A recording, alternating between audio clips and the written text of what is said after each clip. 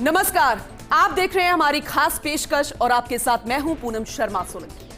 आज हम 2 तारीखों की बात करेंगे। एक तारीख जो राजस्थान के इतिहास में काले अक्षरों में दर्ज हुई और एक वो तारीख जिसे इतिहास में न्याय के लिए जाना जाएगा।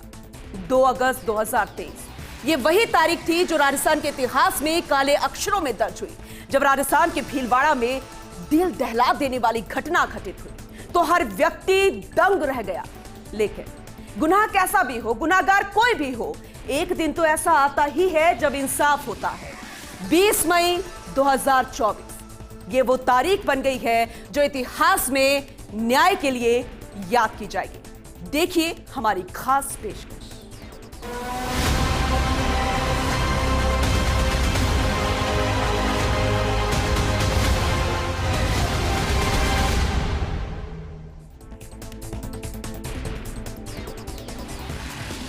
बहुचर्चित भीलवाड़ा भट्टी केस के गुनाहगारों को पोक्सो कोर्ट ने सजा सुना दी है।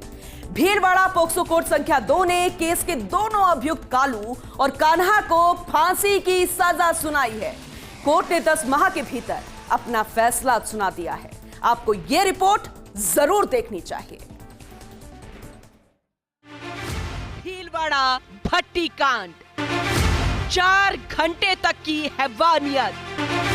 पहले किया गैंगरेप, फिर भट्टी में जलाया। पॉक्सो कोर्ट का फैसला, 2 दोषियों को फांसी।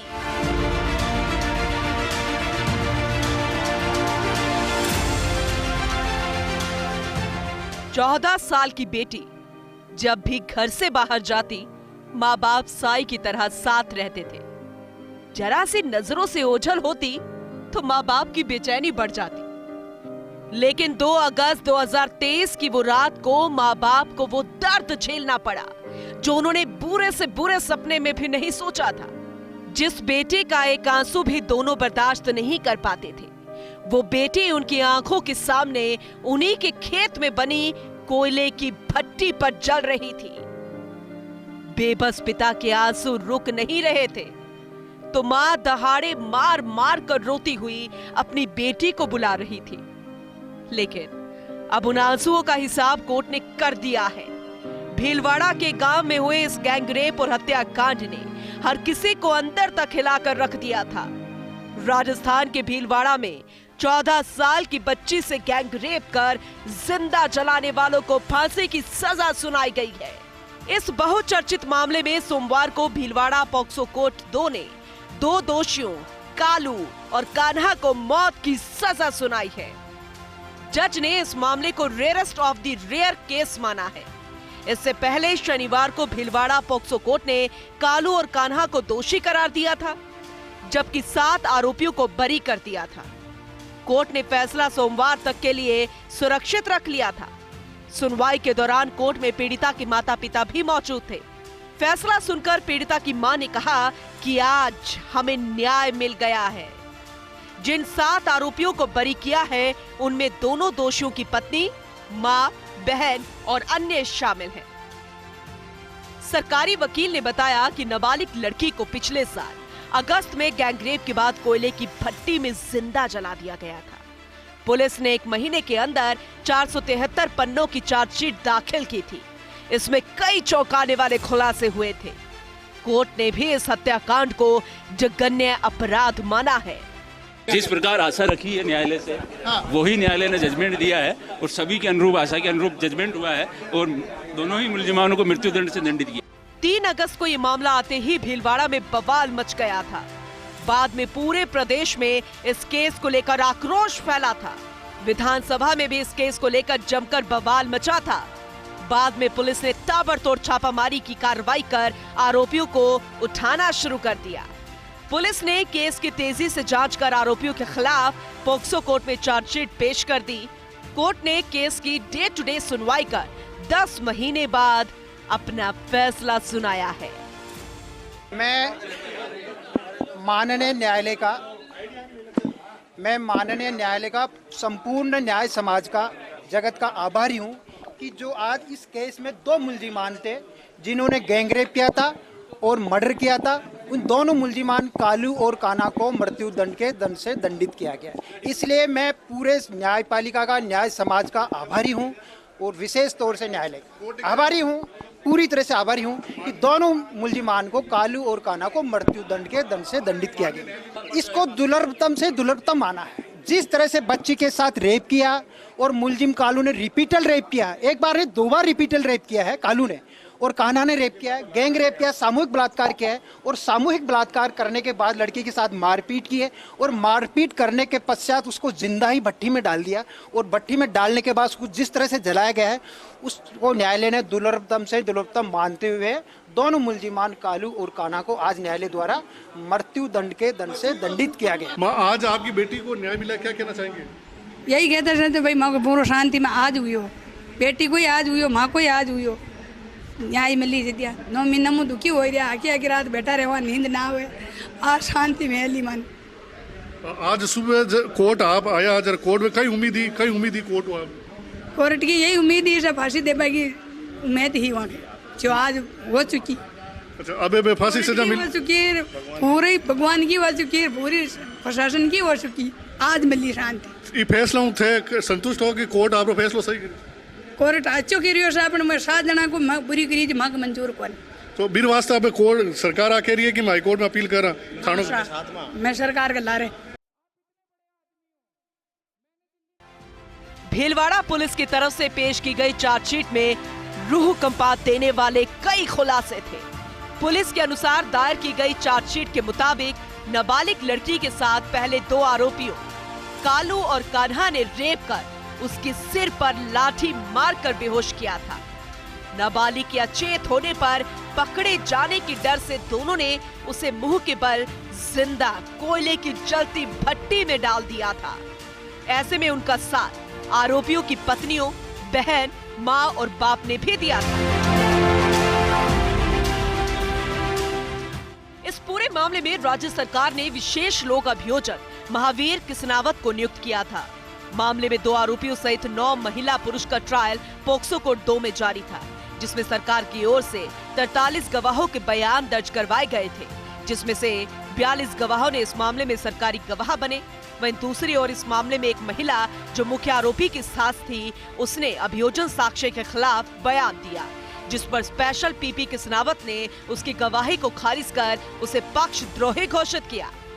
अभियोजन की ओर से 222 दस्तावेज साक्ष्य कोर्ट में पेश किए गए थे।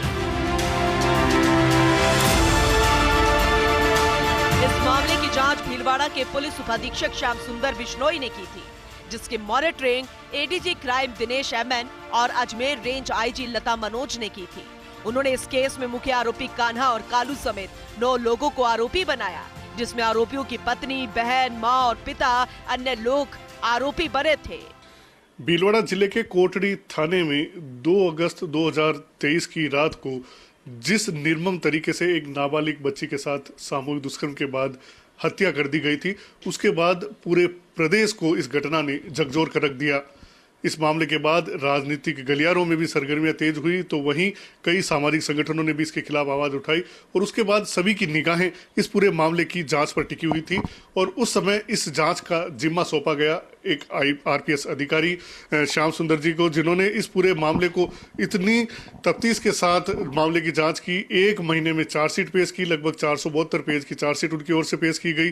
हमारे साथ खुद आईओ मौजूद है, क्योंकि आज जिस तरह से दोनों आरोपियों को मृत्युदंड की सजा सुनाई गई है, तो उसमें बहुत बड़ी भूमिका इनकी भी है। सर, सबसे पहले तो आपको बहुत बहुत बधाई हो, जिस तरह से आपने प्रयास किए हैं, जो प्रयास पीड़ित परिवार को न्याय दिलाने के थे वो सफल हुए।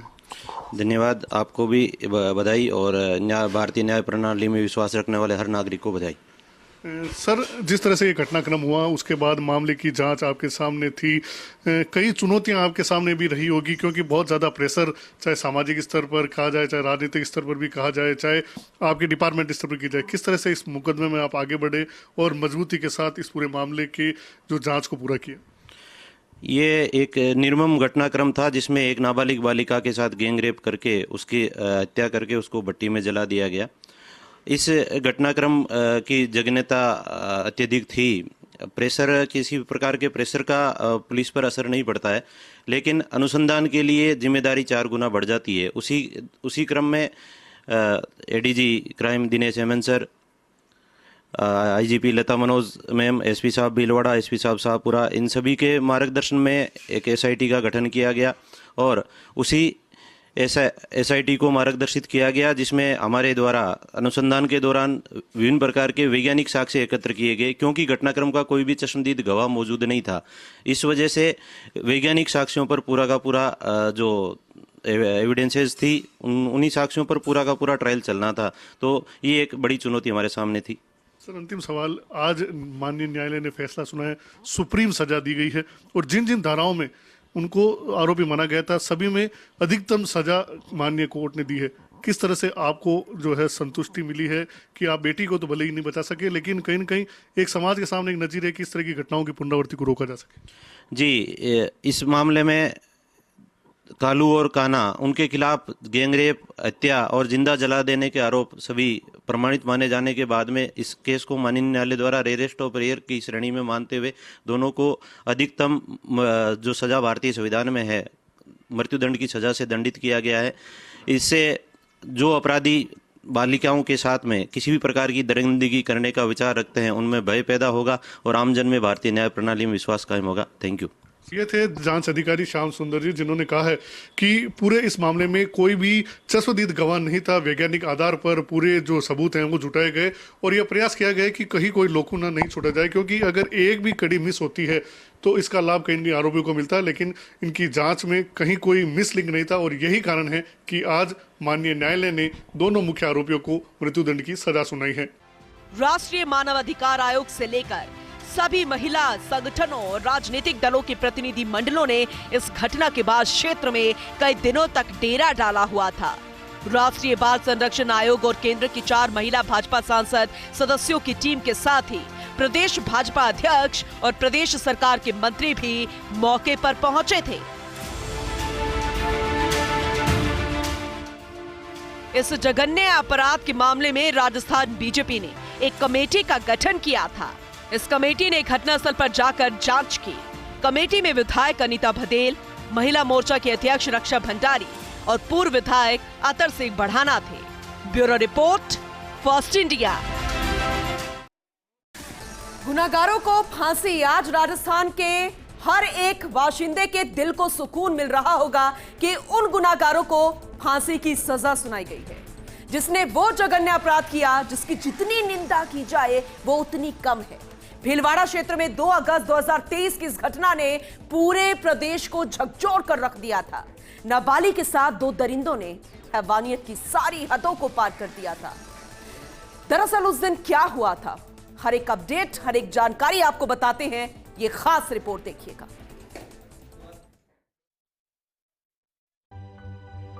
भीलवाड़ा क्षेत्र में 2 अगस्त 2023 की इस घटना ने पूरे प्रदेश को झकझोर कर रख दिया था। नाबालिग के साथ 2 दरिंदों ने हैवानियत की सारी हदों को पार कर दिया था। भीलवाड़ा के गांव में जब ये वारदात हुई थी तब उस समय लड़की के पिता ने वारदात से 4 महीने पहले कान्हा और कालू नाम के भाइयों को खेत किराए पर दिया था। दोनों दोषियों ने खेत को किराए पर लिया था और वहां काम करते थे। वो खेत से 1 किलोमीटर दूर ही कोयला भट्टी के पास झोंपड़ी बनाकर रहते थे। जहां गैंगरेप हुआ वो खेत पिता का। शाहपुरा के कोटड़ी थाना इलाके में जहां इस वारदात को अंजाम दिया गया वह खेत पीड़िता के घर से 1.5 किलोमीटर ही दूर है। यहाँ पर कोयला बनाने के लिए 5 भट्टे हैं जिन्हें 2 साल से किराए पर चलाया जा रहा था। वारदात से 4 महीने पहले ही खेत में ये भट्टे पीड़िता के पिता ने आरोपियों को किराए पर दिए थे। पिता ने सोचा भी नहीं था जिन्हें वो भट्टा किराए पर दे रहा है वही उसके परिवार के दुश्मन बन जाएंगे। 4 महीने से यहाँ कोयला बनाने का काम हो रहा था। यहाँ काम करने वाले लोगों का नाबालिग के घर आना जाना भी था, इसीलिए वे परिवार को भी अच्छी तरह से जानते थे। मामला 2 अगस्त 2023 का है। 14 साल की नाबालिग सुबह 9 बजे मवेशी चराने निकली थी। दोनों भाई कालू और कान्हा उसका मुंह दबाकर भट्टी के पीछे ले गए और 4 घंटे तक गैंग रेप किया। दोनों भाई की पत्नी, मां, बहन और एक नाबालिग को गैंगरेप का पता चला, सभी ने चर्चा की कि मामला खुला तो फंस जाएंगे। और फिर उस नाबालिग बच्ची को भट्टी में जला दिया गया। नाबालिग के साथ दो दरिंदों ने हैवानियत की सारी हदों को पार कर दिया था। भीलवाड़ा के गांव में ये वारदात हुई थी। उस जगह जाकर फोर्स इंडिया ने घटनास्थल का जायजा लिया। भीलवाड़ा के पोक्सो कोर्ट संख्या 2 ने आज एक ऐतिहासिक फैसला देते हुए नाबालिग के साथ दुष्कर्म कर उसे जिंदा जला देने के 2 आरोपियों को मृत्युदंड की सजा सुनाई है। आज फर्स्ट इंडिया टीम यहां पहुंची है, जो घटना स्थल है जहां 2 अगस्त 2023 की रात को यह सारा घटनाक्रम हुआ था। अभी हम जिस स्थान पर खड़े हैं, मैं बताना चाहूँगा कि सामने एक जो है नीम का जो पेड़ है, उस पेड़ के पीछे ले जा करके उस युवती के साथ, जो नाबालिग बच्ची थी, उसके साथ दुष्कर्म किया गया। दुष्कर्म करने के बाद उन्होंने उसके सर पर लाठी से वार किया, जिससे वह बेहोश हो गई। उसके बाद इस नाबालिग बच्ची को यहाँ लाया गया। आप देख सकते हैं कि यह जो भट्टी है, यह कोयला बनाने के काम आती है। लकड़ी से कोयला बनाया जाता है और यहाँ जो आरोपी हैं वो इसी जमीन पर रहते थे और यहाँ कोयला बनाने का काम करते थे।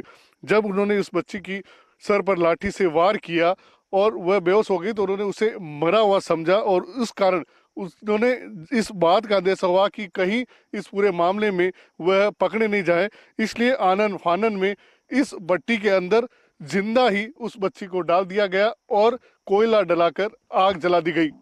रात्रि 10 बजे के आसपास जब ग्रामीण यहाँ पहुंचे, आमतौर पर यह भट्टियां रात को नहीं जलती है और जब कोयला बनता है तो वहाँ धुआं उड़ता है, आग नहीं जलती है। लेकिन जब ग्रामीणों ने देखा कि इस भट्टी से आग उगल रही थी तो उन्होंने कुछ संदेह हुआ और जब इसका दरवाजा खोलकर चेक किया गया तो उस मासूम बच्ची का एक हाथ और कंगन यहाँ मिला और यहीं से पुलिस को जो है क्लू मिला, जिसके आधार पर इस पूरे घटनाक्रम का खुलासा हुआ। पूछताछ में पता चला कि आरोपियों को जब पता चला कि ग्रामीण यहाँ पहुँचने वाले हैं तो इस अधजली शव को वह यहाँ से करीब 500 मीटर दूर एक तालाब है, वहां ले जा करके डाल दिया गया। लेकिन इस दौरान शरीर कई टुकड़ों में जो है कट चुका था, उसके कई अंग क्षत विक्षत हो चुके थे और अलग अलग जगह पर बिखरे हुए थे। जिस तरह से पुलिस ने इस पूरे मामले में अनुसंधान किया और वैज्ञानिक तथ्य जुटा करके इस पूरे मामले की कड़ी से कड़ी जोड़ी, उसके बाद आज यह संभव हो सका कि जिस मजबूती के साथ न्यायालय में अधिवक्ताओं की टीम ने अपना पक्ष रखा, पुलिस ने साक्ष्य रखे, तो उस कारण आरोपी जो है कान्हा और कालू, उन दोनों आरोपियों को आज मृत्युदंड की सजा सुनाई गई है। निश्चित रूप से यह जजमेंट एक रिपोर्टेबल जजमेंट होगा और यह संदेश जाएगा कि इस तरह की घटना करने वाले लोगों के लिए समाज में कोई स्थान नहीं है और उनके लिए ऐसी घटनाओं के रूप में केवल मृत्युदंड ही सजा का उपयुक्त साधन है। हमेशा माँ बाप के साथ जाती थी, पहली बार अकेली गई। घटना के बाद नाबालिग के पिता ने बताया था कि उनकी बेटी कभी घर से अकेली नहीं निकली।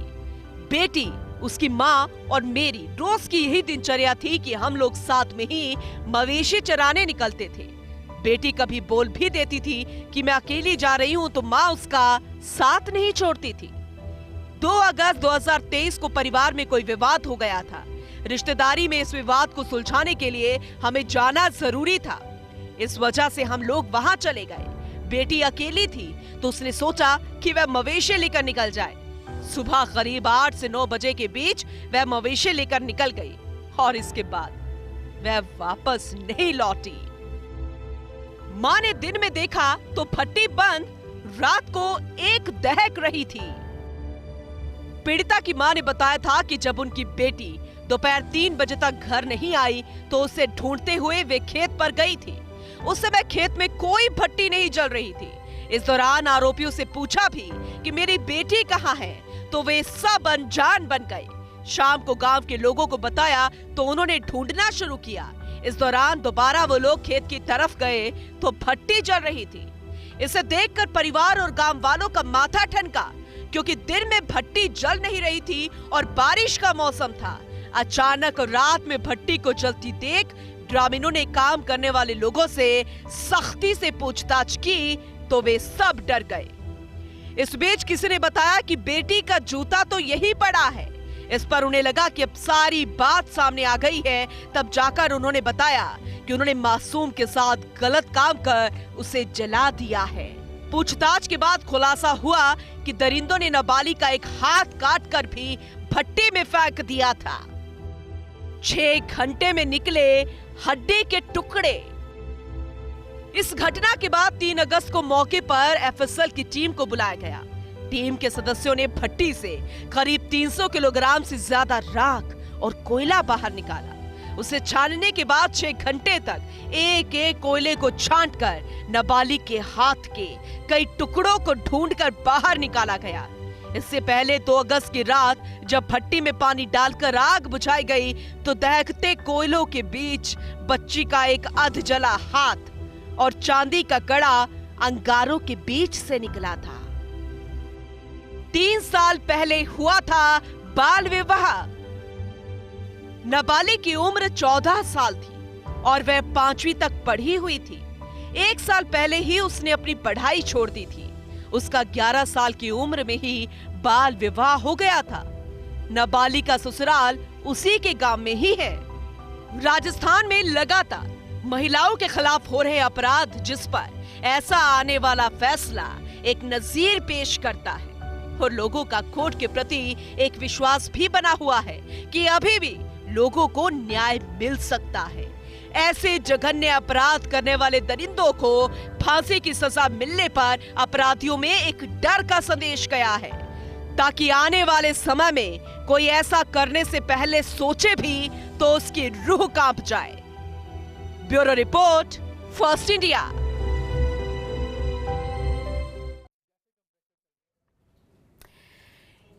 इसी के साथ ही इस स्पेशल प्रोग्राम में आज के लिए इतना है।